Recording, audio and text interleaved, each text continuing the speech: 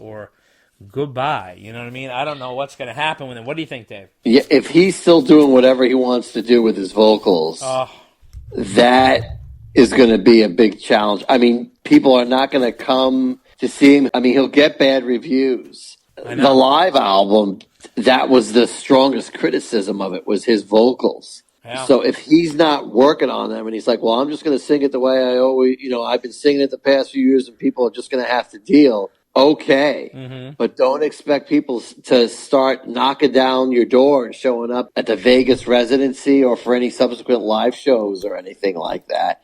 Because he's already got a bad rap for being challenged vocally. So if he's not working on that, I mean, he might be in Vegas, but he's really rolling the dice on that, and I don't think he's going to get lucky. Absolutely, absolutely. And that wraps up our mailbag segment. And we are on to our dark days of David Lee Roth. And we get into our whole discussion about his Vegas trip in 1995 and his radio trip in 2006 and his trip into bluegrass with Strumming with the Devil in 2006. And Dave and I talk about those thin and lean years when Roth was hanging by a thread. Then we have our interview with drummer Ron Wikso, who was on tour with Dave for Your Filthy Little Mouth, and that is all coming up next. Take a listen. Dave might have been a little intimidated that Eddie married TV star, and a lot of the attention all of a sudden was really focusing on Eddie and Valerie in the press. Start to see some tension between Eddie and Dave, and Valerie was making sure that Eddie stood up for himself, and Dave didn't like that. Author Greg Renoff is back with a new book, Ted Templeman, A Platinum Producer's Life and Music. The new biography of the record producer Ted Templeman, who went on to produce Van Halen, the Doobie Brothers, Van Morrison, Aerosmith, Sammy Hagar, and more. The book, which runs $19.95, is being released on April 21st, 2020, and it's currently available for pre-orders at Amazon.com. From the man who brought you Van Halen Rising comes Ted Templeman, A Platinum Producer's Life and Music, written by Templeman as told to Greg Renoff. Available for only $19.95 for pre-order at Amazon.com. Order it today. Hey folks, this is Steve Iyer. You're listening to Dave and Dave Unchained, so turn it up. If you would like to send us a letter asking a question or making a statement or whatever you'd like to say, you can send it to ddunchainedpodcast@gmail.com.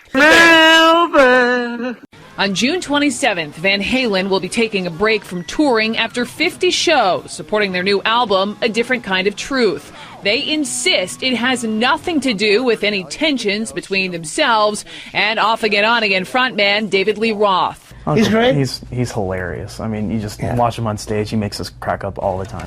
All right, folks. So we are going to be celebrating David Lee Roth this month because it is Dave's birthday month. And we do realize it's Sammy's birthday month, but we've done a lot on Sam. So we're doing some on Dave, and Dave is the original singer. But we decided to do something with a little different twist. It's called The Dark Days of David Lee Roth. And what does that mean? That means we're going to be looking at two specific time periods when Dave was really hanging on by a thread. And the time periods we're talking about is post Your Filthy Little Mouth, and the year is 1995. And also in 2006, pre the Van Halen reunion in 2007. So we're going to be getting into both, and we're going to start with 1995. So as we all remember, so Your Filthy Little Mouth came out. I like the album, but the album really didn't do much business. It was his last contracted Warner Brothers album,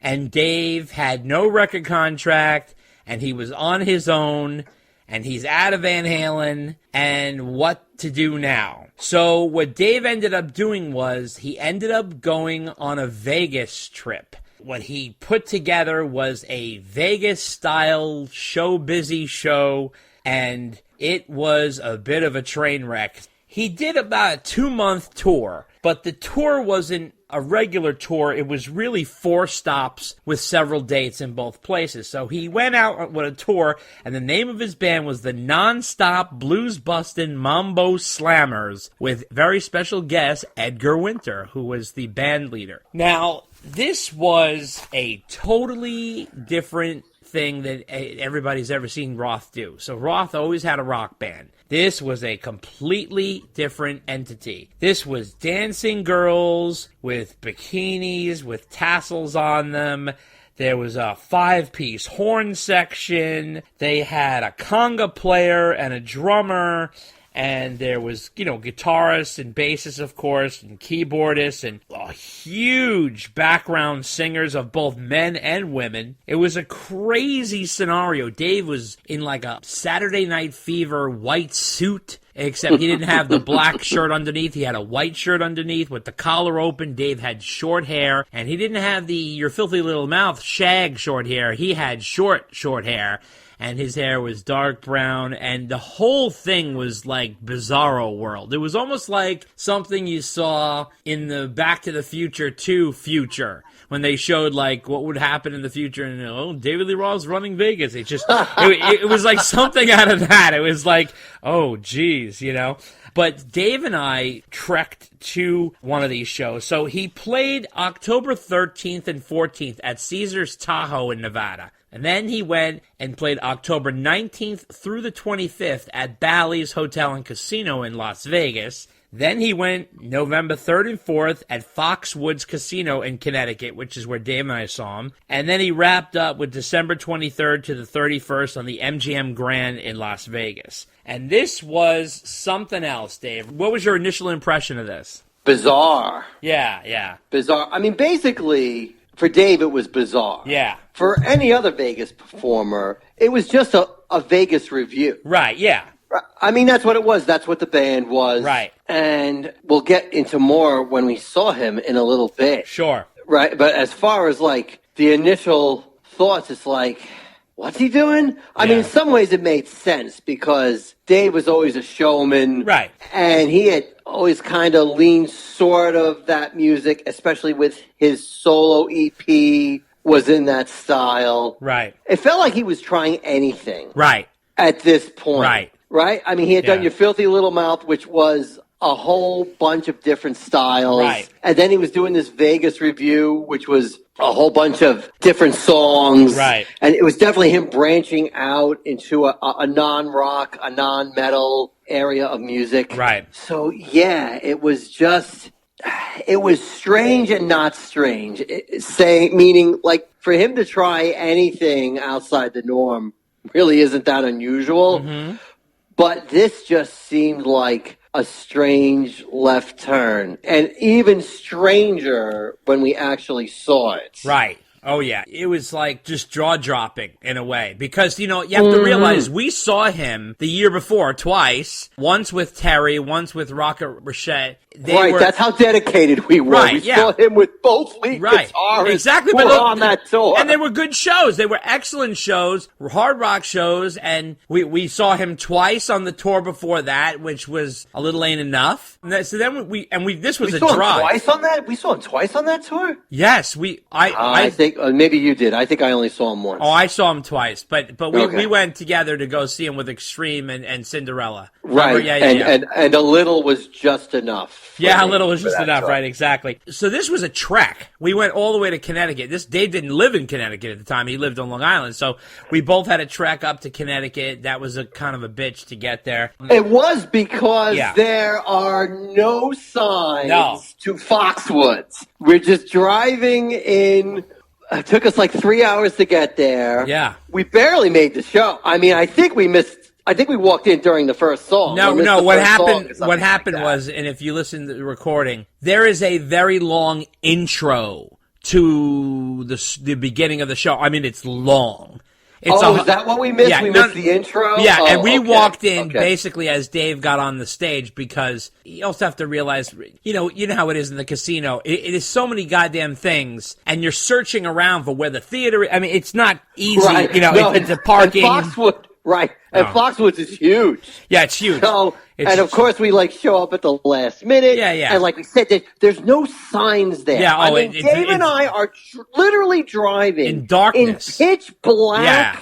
Not a highway. No. Like some kind of, I won't say a local road, but it wasn't a highway. Yeah. And the only reason we knew we were going in the right direction is that there was literally this bright light at the end of the road. Yep. And we were like, that had better be the casino. Right. Or we are in big trouble. Yeah, and this is before sure enough, GPS, too. This is before GPS. Oh, yeah, no, there was no GPS. We did it the old-fashioned way. We cried and got lost. So, that's right.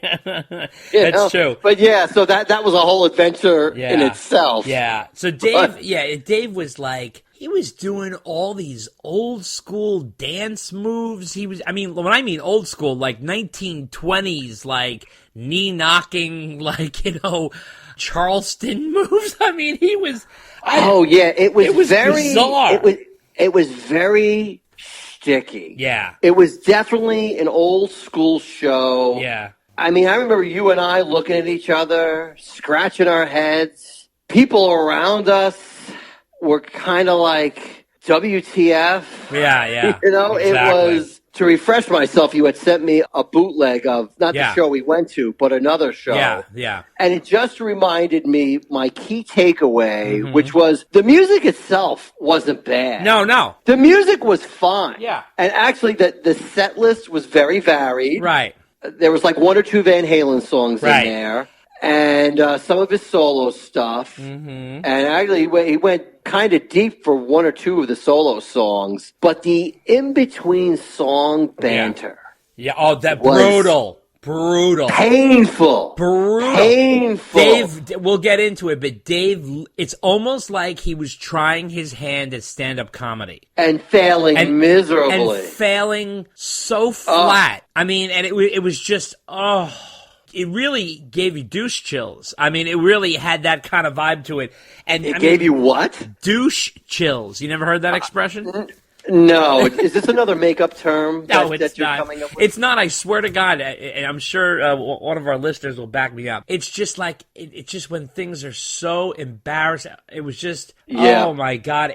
You felt for the guy because I mean, think about it. 10 years prior, he was on top of the world. I mean, it was like, and now he's like, oh God! And meanwhile, you look at him on stage, and you'd think he was headlining Madison Square Garden. I mean, he's just, he's so amped and he's out of his mind. So we're gonna. Well, he's always like that. Oh yeah, he always thinks he's playing the guy. I know. There was so many people on that stage. It was brutal. You had a 5-piece horn section, a 5-piece background vocalist section. That's 10 people. We're not even touching the band. It's a lot of people on the payroll. Yeah, then you got a conga player and a drummer and a guitarist and a bass player and Edgar Winter. And then you had models on stage. I mean, girls that were just like posing and sort of dancing, and they were sort of like an eye candy situation. They were in all different outfits and dancing next to Dave, and it was a Vegas show. Yeah, it was a Vegas show, but it really was like, oh my God. So anyway, just to start off, so the intro reminded me of like the Ricky Ricardo show as a kid on I Love Lucy when Ricky used to go to the club. Babaloo! Exactly, Babaloo, and that's exactly. And it's great when Ricky Ricardo does it because he's of Cuban descent, and that's the whole vibe he's going for. But this is David Lee Roth. So he had this massive band with percussions and drums and horns and keyboards and everything. So, and Edgar Winter is leading this thing. So there's this long intro. I mean, it's almost like a whole song before he even arrives. Yeah. And it has a very Copacabana kind of feel to it. And they build up to the arrival of the star. Ladies and gentlemen, please welcome David Lee Roth. That whole thing. Like he's on SNL, And it was downright shocking. Like Dave said, it was a what the fuck moment if there ever was one. And it was like watching a car wreck because you were horrified, but you can't stop looking. Dave comes out and he starts singing Living in America, which is the James Brown song from Rocky IV. And it was like, that's a bizarre choice. Just a bizarre choice. I mean, meanwhile, whatever notes, that James Brown hits, I mean, Dave doesn't have James Brown vocals. But he was really, there were songs on this set list. Dave was almost more like a cheerleader out front, more with his, here we go, and all his yelps and stuff. And the band is playing, the band is going full steam, and the band was excellent. The band is an excellent, tight, really well